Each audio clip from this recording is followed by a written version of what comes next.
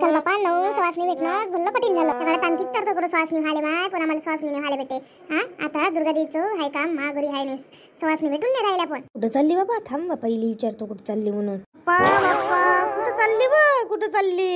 कुठं नाही माय, आज अष्टमी आहे ना. अष्टमीच्या दिवशी मी 8-9 पोरी जीव घालत असतो. आणि मग त्याले बोलायला गेली चालली. कोण लहान पुरी पाहिजे तर म्हणून पुरीच विचार आजकाल. पण मी जमतो त्या पुरीला पटवतो ना माझ्या जेवाले. जेवायला पटवतो सांगायला चालते मी. एक पोरेले मार फिरा लागते बापा. ह्या पल्ल्यावर त्या पल्ल्यावर पोरीच तर नाही माहिती असतं आता. हो का व? पाठवून मी वा पुरीले. पण किती वाजता पाठवा लागून पुरी गिरीली माया? 6-6 साले. अगदी मागची 5-5:30 वाजता आरती गिरती सगळं स्वयंपाक करायला मोठा वेळ लागते ना. कसं आहे काय उली सकाळी केलं झालं. पापड आहे ना, भजत आहे ना, ते एक मुकडी भाजी करणं आणि ठोबरा करणं लय आहे ना.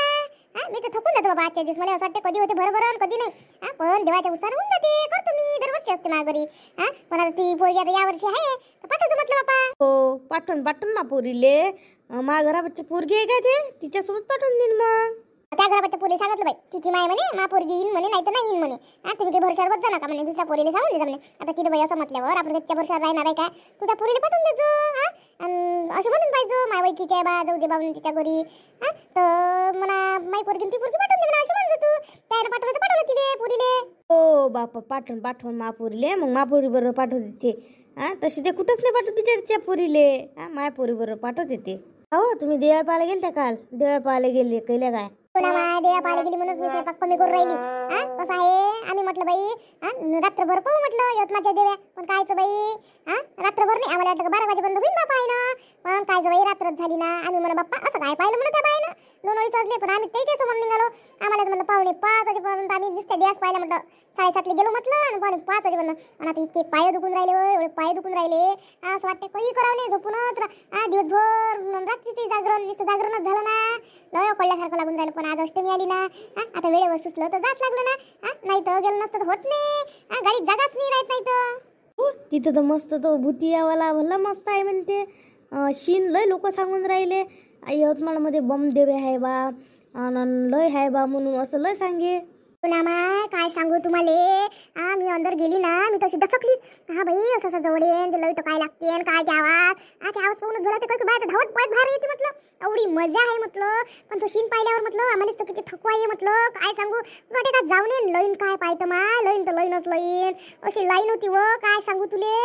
आपल्याला असं वाटे का आता लाईनीत काही उभं नाही राहा. पण बाई आमच्या लेकरं म्हटलं एवढे हे करे नाही म्हणे लाईन तू बरोच म्हणे. आपण म्हणे लाईन तू बरोच म्हणे. आम्हाला पाहतच आहे मग बाई त्याच्यानं मग आम्ही उभं राहिलो. खरंच बाई पाया जोगता सीन होता. नसं भेव लागे म्हटलं. अंदर गेल्यावर त्याच्यात आवाज काढे म्हटलं. भेव त्याच्यानं जास्तच लागे. हो काय व मी येत होती. मला तुम्ही म्हटलं कोण नाही गाडीत. मी आली असती ना. हो आमच्या पहिले शिटा झाल्या होत्या कायले. मग बाया मग म्हणते ना कायले वाढवलं होतं साऱ्या गावाबरच केलं काय, साऱ्या गावाबरच पेरलं काय. आता आपण तू लोक उगे मुगे जाते उगे मुगे येते. असं म्हणे. मग कायले आपण सांगतो कोणाले. आपल्याला मध्ये घेतला ना विषय समला. मग बाई लख प्रकाश आणि काय त्या देव्या पायता ध्यान कोणते बाई. आणि ते एवढे मस्त सीन केले होते त्यानं काय सांगू तुले. कोणता बालाजीचा, कुठं अयोध्या, कुठं भूतीन बसलेली, कुठं काही. खरंच पण देव्या आपल्या महाराष्ट्रातून पहिला नंबर आहे तिच्या देव्या म्हणते. तर असं नाही मला असं वाटलं बाबा काय देवी बाई या गल्लीत जा त्या गल्लीत जा.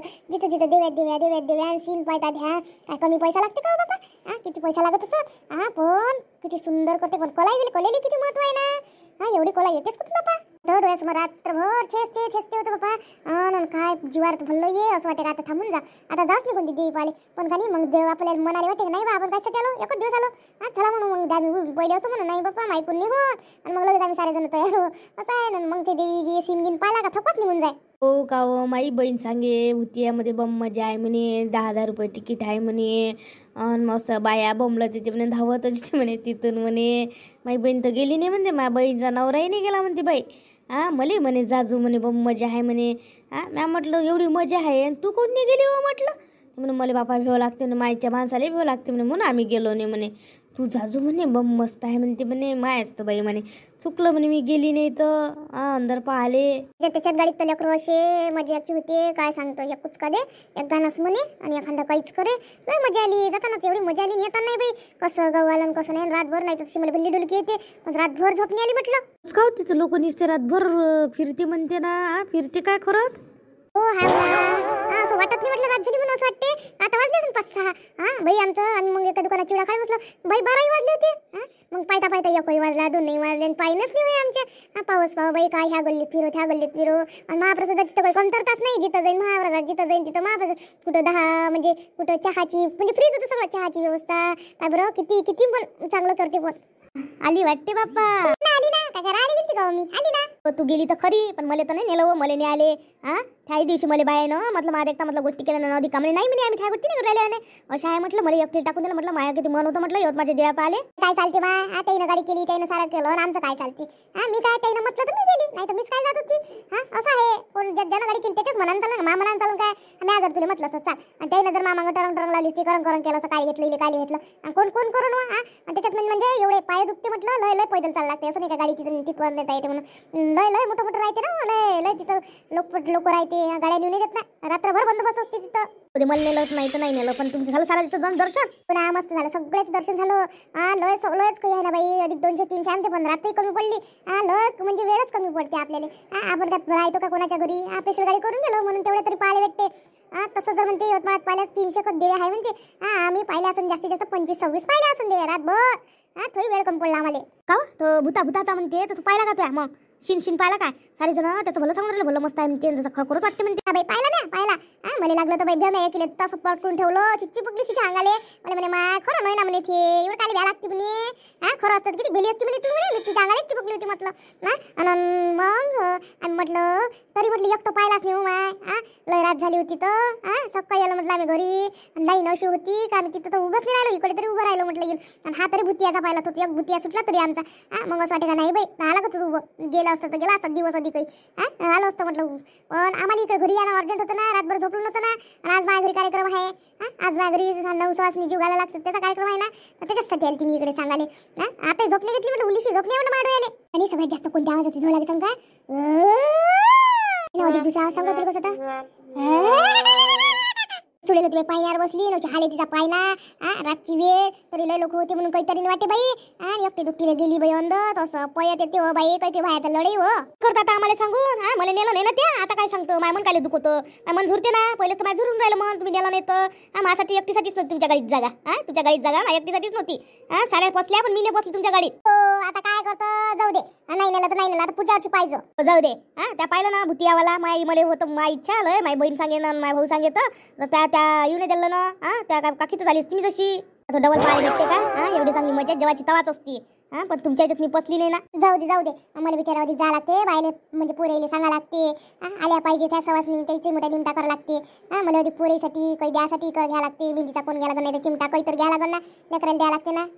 पिसावर काही ना काही मोठा विचार पडला काय द्या म्हणून मेहंदीचे कोण आता दरवर्षीच देणं आहे.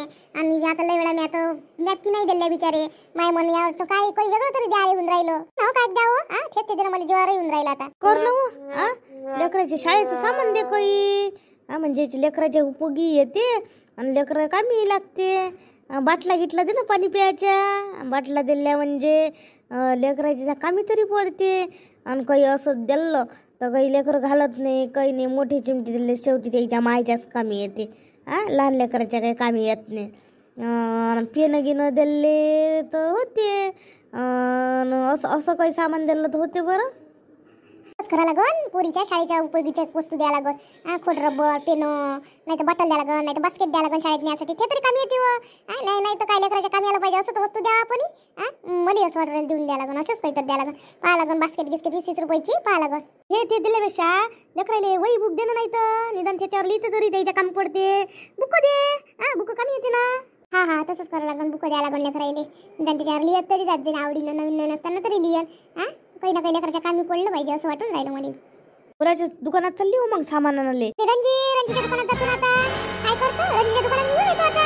आता कुठं मी माईकडून फिरणं होत नाही आता. हो त्या रंजीच्या दुकानात जातं लय महाग घेते ना नावाच्या डबा भाव सांगते. मला नाही पडत बाई तिच्याविषयी. इकडे जर 10ची वस्तू असली तर 15ची सांगते. आपल्याला चिवत्या समजत्या काय माहिती व मला माहित आहे पण असं आहे आता माझे पाय दुखून राहिले. काल तर मार होतो त्या आठवडी बाजाराच्या देवीपाशी मोठं होतं लय पण बाई ते देवी पाहण्याच्या घाई घेत राहून गेलं. पण आता जाऊ दे आता तिच्याच पाचचं घेतो. सोबत केलं तर तिने 10 रुपयाची मेहंदीची पुडी आणायला गेली ती तर तिने मला 15 दिली. मग मी जात नाही तशी पण आता जाऊन राहिली. जाऊ दे, काय करतो आता, अर्जंटचं काम असलं तर भागवाच लागते. मला तर बाई एकदा मला काही समजत नाही एवढ्यानं माईवाली जाऊ घेऊ चालत असते माझ्यासाठी. माई ननद घेणंच असते. मी एकदा पोत घेतली तिच्या बच्ची, पाहिली तर पोत किती रुपयाची होती म्हटलं 50 रुपयाची, मला 200ची दिली हो. माय नंदीले मग दाखवली, पहा म्हटलं ताई, म्हटलं मला लय आवडली म्हटलं हे पोत. मला म्हणे कुठून घेतली म्हणे. मी म्हटलं रणजीच्या दुकानातून घेतली हो म्हटलं. तर म्हणे बापा म्हणे एवढी महाग, किती रुपयाची घेतली म्हणे. मी म्हटलं 200ची. हो म्हणे वहिनी म्हणे 50ची आणून देतो म्हणे मी कोणत्याही दुकानातून. तुम्हाला चांगलं गंडवलं म्हणे तिनं म्हणे. हो का, एवढं महाग दिलं का हो तिनं. 1-2 रुपये घेतले तर काही नाही वाटत, जाऊ दे बाया, नाहीतरी घेतले तर घेऊ दे. पण 100-150 रुपयानं जर फसवलं तर किती मन दुखते हो. तेव्हापासून माय नंदी म्हणे जायच्या नाही म्हणे तिथं म्हणे. तुम्हाला एकदा किती रुपयानं फसवलं म्हणे. तुम्ही म्हणे काही घेऊन येता आणि काही करता म्हणे. मग आम्ही अमरावतीहूनच आणत असतो मग सगळं सामान तेव्हापासून. मी जातो त्या दुकानात, मला भाव माहिती आहे, तेच वस्तू आणतो मी. मला ज्याची बरोबर भाव माहिती आहे मग मी म्हणतो असतो तिले नाही एवढ्याच आहे, काही सांगतो का तू एवढ्याच आहे करून मग घेऊन येतोस. पण मला भाव माहीत नसला एखाद्या वस्तूचा तर मग नाही जातो बाई. कुठं आवाडावा भाव सांगितला म्हणजे आपण काय कमी करतो का, जास्त कमी करत नाही ना आपण काही म्हटलं तरी.